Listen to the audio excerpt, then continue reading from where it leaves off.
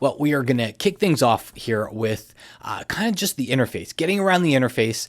The interface can, if you're just, remember, this is a basics class. If you're just starting out, the interface can be a little bit daunting. I want to give you some of the key things that I really think that you'll want to watch out for here. All right. So opening images, just file menu, come down here to open. All right, and it'll just take you to your open window and you can find an image on your computer. There's another thing here, browse in Bridge. Bridge is Photoshop's file browser. All right, it's a more visual way to see your images. You've got some favorites over here. It's even got a folders view that'll look just like your folders in your Finder window or your Windows Explorer window. All right, but you can navigate through your computer to find images and they'll appear here in the middle.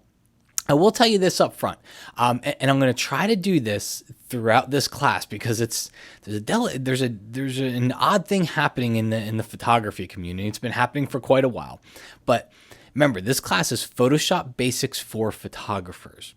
What I'm trying to keep in mind as we go through this course is things that you would do in Photoshop as a photographer. However, if you're a photographer, Lightroom is the place where you should be starting. All right. And I know there's people watching this. You've been using Photoshop forever and you think Photoshop is the place and somebody's told you Lightroom is the place for photographers to start. Photoshop is where we go to finish.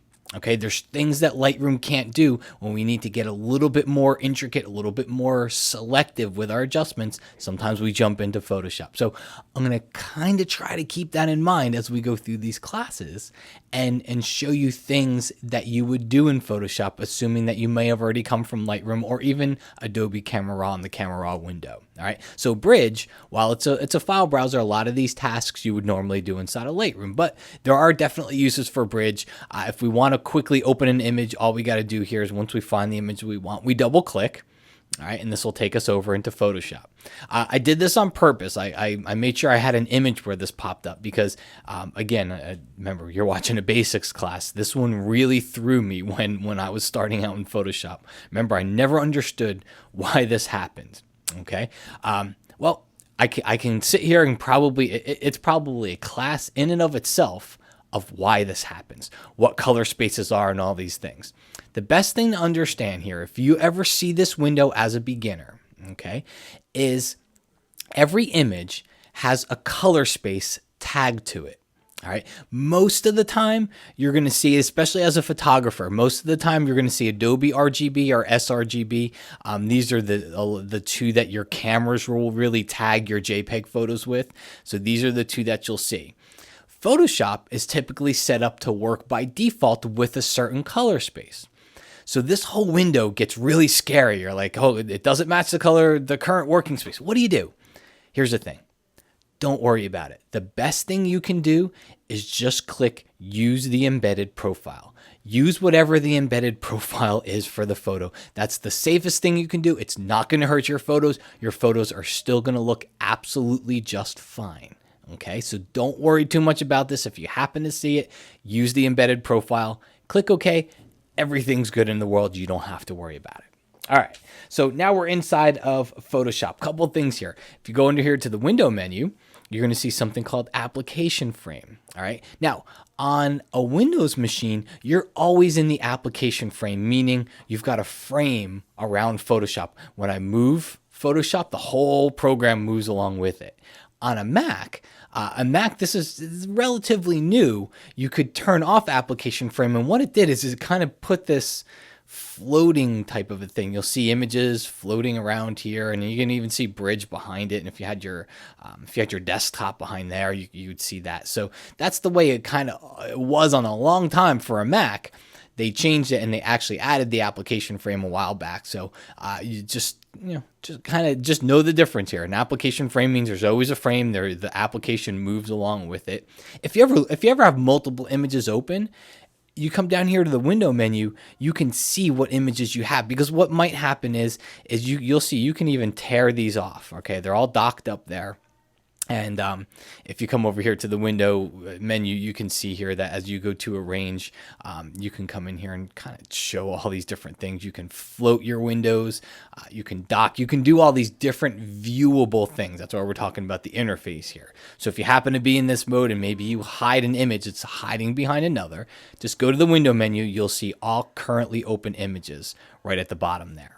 All right, I'm going to just drag this back up to the little tab there and it'll dock it back in. And that's how you switch back and forth between open images. Just click on them. Okay, so we got our application frame down. Next, toolbox. Next really big area over here. Whenever I talk about a tool, it's usually referring to the toolbox over here. So if you look over here, currently we have the move tool selected. This would be the selection tool. That's the rectangular marquee. If you hover over, it actually tells you what the tool is if you just leave it there for a second. If you ever see a tool with a little kind of triangle at the bottom, that means if you hover over and click and hold, there's other tools that are grouped inside of there. Like the move tool doesn't have one, so I can click all I want on that. Nothing's going to happen. But let's say the crop tool. The crop tool has got the perspective and the slice and the crop tool located in there. So anytime you see a tiny little triangle at the bottom, that means that there's other tools inside of there.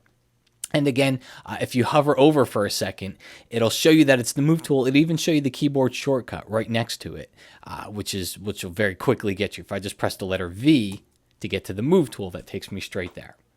All right, as you choose tools, let's say I press B to get to the brush tool, which is actually just right down here. This up here, this is called the options bar. It's kind of context sensitive. It's sensitive to whatever tool you have chosen. So the options you see up here will change based on the tool that you have chosen over here. So this is the brush tool. If I go select the gradient tool, you see it totally different than it was for the brush tool. So all those options are going to change based on what tool you have. A good thing to do right now would be, because you may have watched videos, you may have read an article or a book or something and changed settings in a tool. If you want to follow along with me, I'm going to always assume the default settings in something. You just come right up here to the top left corner. Whatever tool you're on, you're always going to see the tool options right up in the top left corner. There's a little triangle next to it. Click on it. Okay. Well, if you actually just, here, let's go to the move tool and make it easy. If you come over here and you just click right on that triangle, all right, you'll see there's a little gearbox over here right next to it. Again, if I go to the brush tool, you'll see I'll switch tools. Click on a triangle. Again, there's another little gearbox there. So it's for every single tool. And you can reset that tool or you can reset all tools. I would right now reset all your tools because you may have inadvertently changed something for a tutorial. And as we go through here, I want to make sure that we're all kind of starting from the same place. So I'm just going to click OK. So all our tools are now reset to their default settings. Okay, moving on down the line, palettes. Whenever we're talking about a palette, they're actually called panels. When I learned Photoshop many years ago, they were called palettes, but Adobe changed them to panels. This is a panel, okay? I might still call it palettes, and you may still hear other people call them palettes. Layers panel, the channels panel, the paths panel, palette, whatever you want to call it. They're both, I think they're both widely accepted as you can use them both. But that's what we're talking about here. Whenever I say go to the layers panel, just click on layers. If you're not sure where it is, go to the window menu, and they're all listed right here. Okay, so if I click on, let's say, the brush, you'll see it's going to open up the brush panel for me. It's hidden right now, but you can see the little icon over here.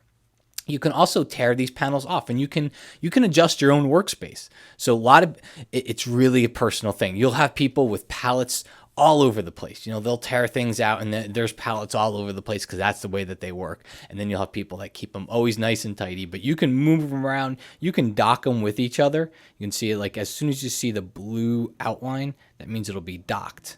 And now they'll all move as one with each other. Okay. And then if you want to undock it, just click on it and tear it right off. You can put it back over here with these. If you ever get your interface to the place where you just don't know where anything is anymore, you just want to reset, come up to the window menu, go down to workspace, and then just choose reset essentials. And that'll reset you to the basic default essentials of your workspace. Okay, last thing here, menus. We have a few different menus here. We've got the top menu. All right, so whenever I say go to the file menu, I mean go to the file menu over here, right? But there's another type of menu, and it could get somewhat confusing. And that is, let's say we go to the layer palette. Well, the layer palette, every palette has a little menu. Here, let me tear off another one. There's a little icon in the top right of that palette. If I click on it, there's a menu that goes along with it. Just like the layers palette, there's a menu that goes along with it. But there's also the layers menu. So you got to be careful here. If somebody's ever talking about a menu, try to see the context that it's being used in. It's being used in the palette. If I say go to the layers palette or panel menu, then I usually mean this menu. Okay. If somebody says go to the select menu, then they're usually talking about the menu up at the top here. And I say that because it's a very quick way to get thrown off. Somebody could say go to the adjustments menu, and they could just literally miss a word by saying the adjustments panel menu.